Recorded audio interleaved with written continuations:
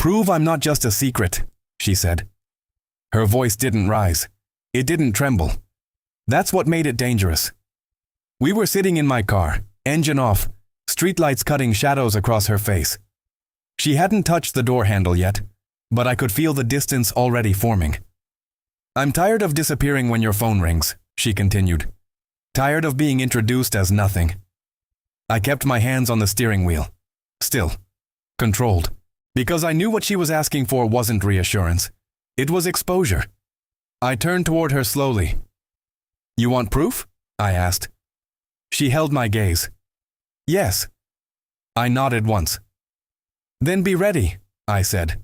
Because once I stop hiding you, there's no version of this that stays intact.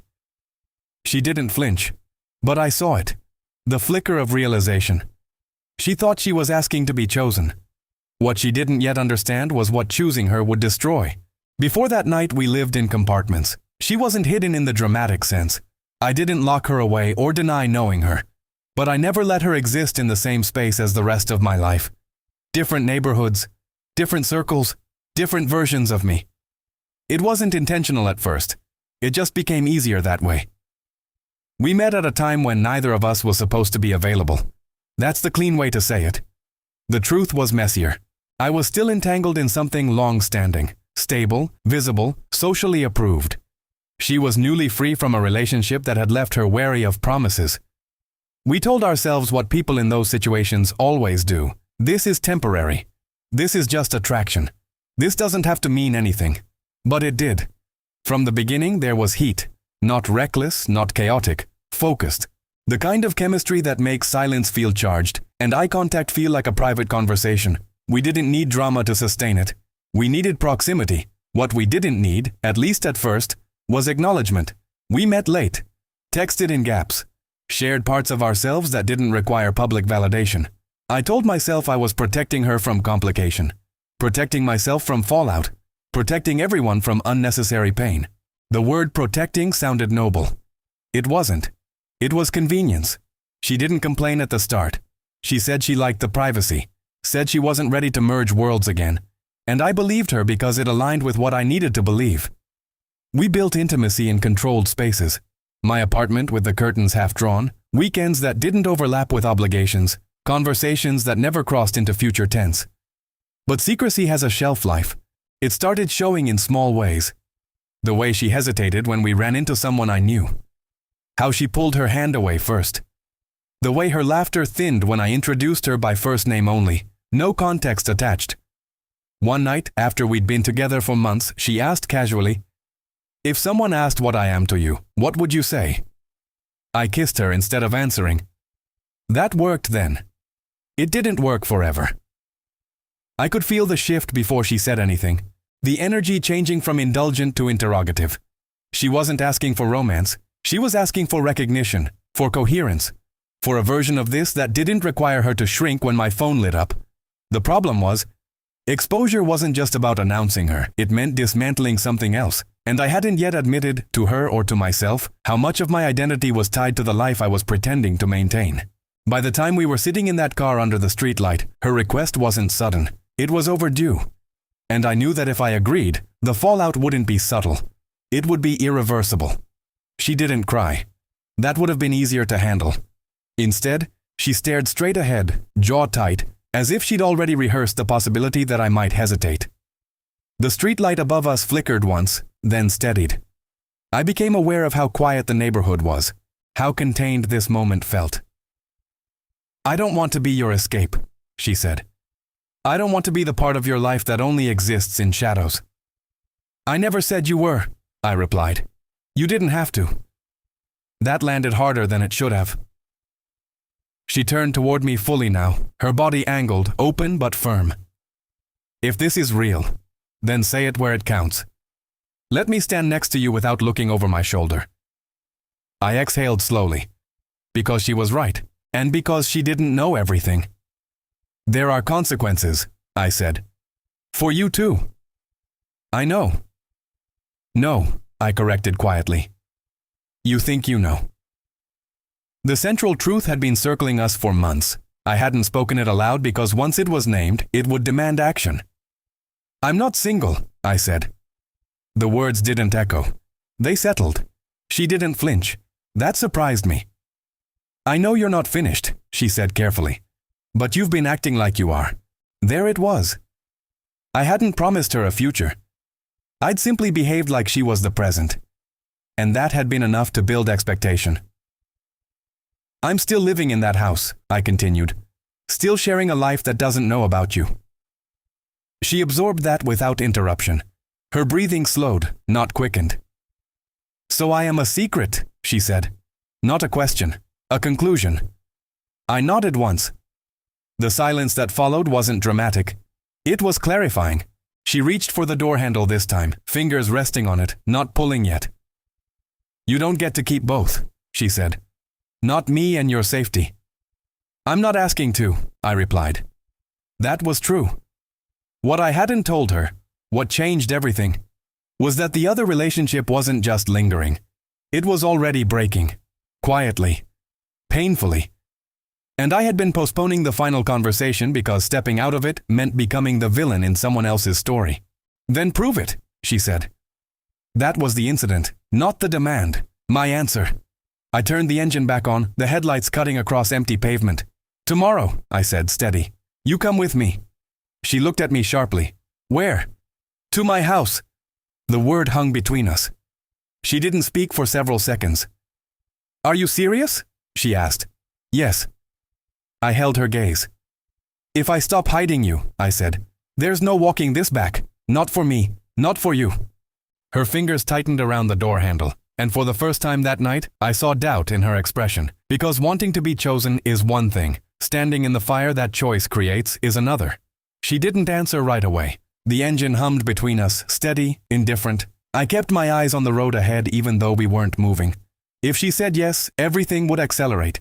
If she said no, the structure I'd been balancing would remain intact. Fragile, dishonest, but intact. You're not doing this just because I pushed you, are you? She asked quietly. No, I said. And that was the first completely honest thing I'd said all night. The truth was the other relationship had been thinning for months. Conversations had become procedural. Affection had turned habitual. We were living side by side, not together. But inertia is powerful. It keeps you in places long after meaning has drained out. I delayed the ending because I didn't want to be the man who detonated a stable life for desire. Now I was about to become exactly that. Tomorrow, she repeated, testing the word. Yes. She leaned back in her seat, studying me like she was recalibrating who I was. For months, I had been the controlled one, the careful one, the man who made sure nothing overlapped. Now I was proposing collision. You think bringing me there proves something? She asked. It proves I'm done pretending, I said. She turned to face me fully. And if she doesn't already know? She will. That shifted something. The sexuality between us, the heat that had defined so much of our connection, felt different now. Less secretive, less charged, more dangerous. Exposure drains fantasy and replaces it with consequence. You understand this won't be romantic, she said. I'm not expecting romance. What are you expecting? Damage, I answered.